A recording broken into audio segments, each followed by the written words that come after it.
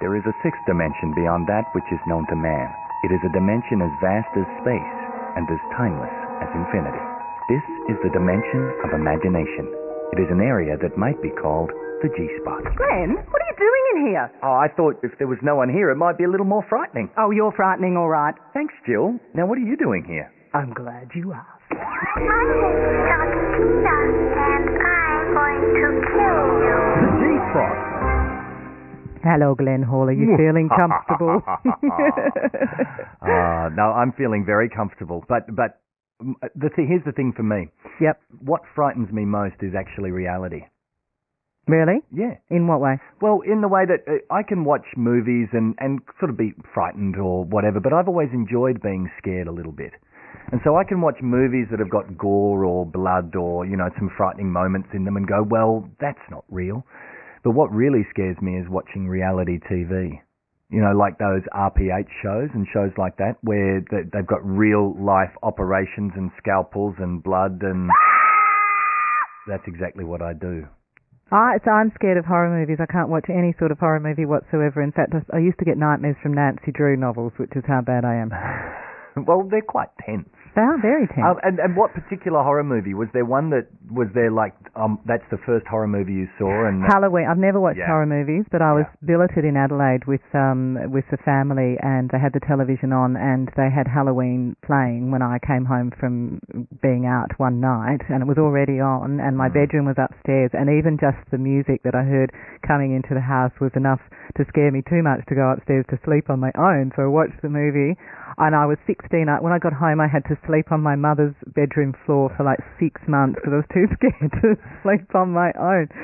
We're going to talk to a man who makes horror movies, Glenn.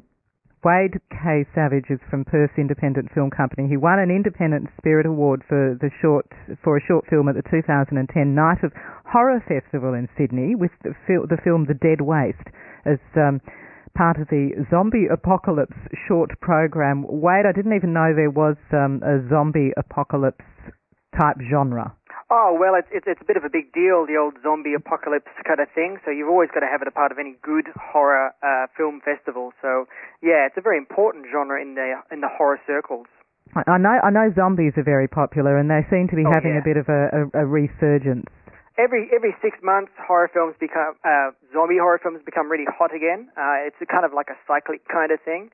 But yeah, everyone loves zombies, and especially this time of year. I mean, zombies are always really popular. Hey, Wade, Glenn here. Great to talk to you, mate. Thank you so much for having us, Glenn. Oh, no worries. Now, look, as far as zombies go, what is it about the zombie that titillates people so much? Because they're us.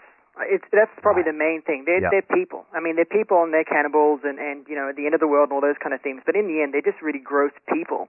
And people are inherently scared of each other sometimes. So to see huge groups of us that want to kind of eat you alive, I think that's kind of terrifying. And that's why people always are affected by zombie films especially. I think that goes back to what I was saying before, Jill, by the way, that reality is actually, scarier than fiction. And so I guess, is that what horror movies try and do?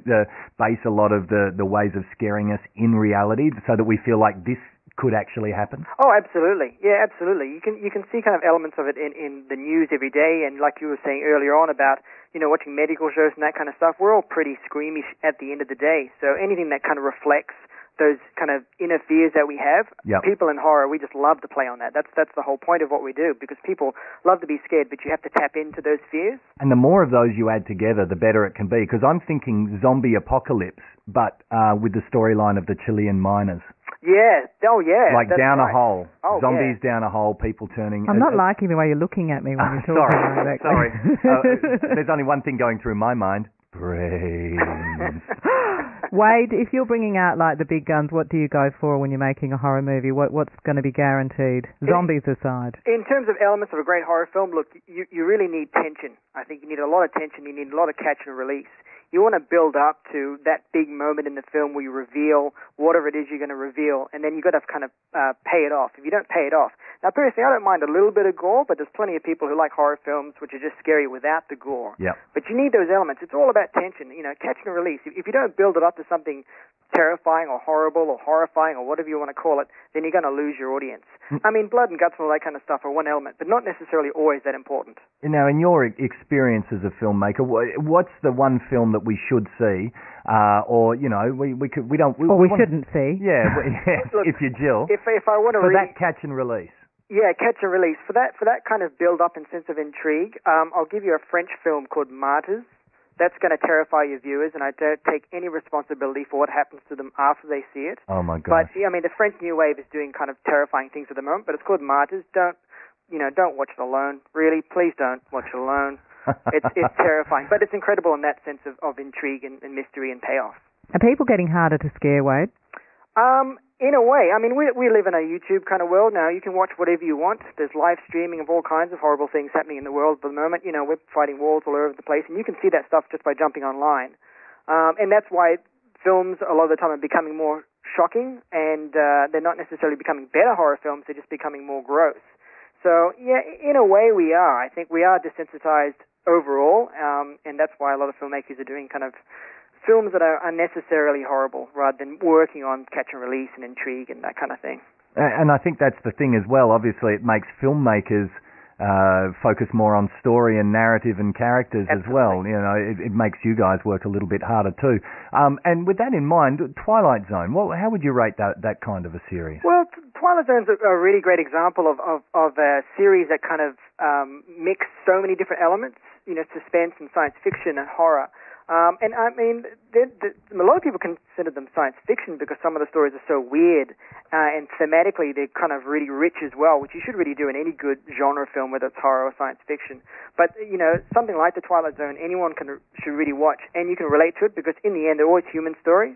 They're really stories about people dealing with things, and there might be some kind of genre element to them, but a series like that is really about people. And that's really any good story, to be honest. It should really be about people at the end of the day. Awesome. What scares you, Wade?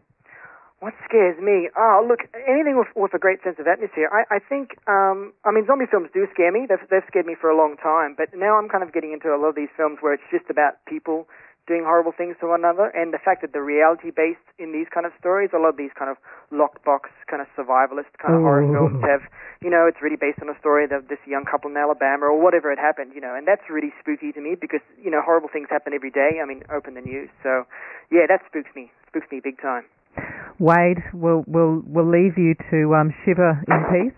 Thank you. It's been great talking to you. Thank you so very much for having us. Thanks, Wade. Bye-bye. That's Wade K. Savage, who's the director of the prize-winning short horror film The Dead Waste. But all sorts of things scare us. He's excellent. It doesn't. He's great. It's so articulate. It's great. It's good to have those fears explained. Does that help you deal with them better? No, I actually feel slightly sick inside. It's talking about horror movies and zombies, but there's lots of other things that scare us. 1300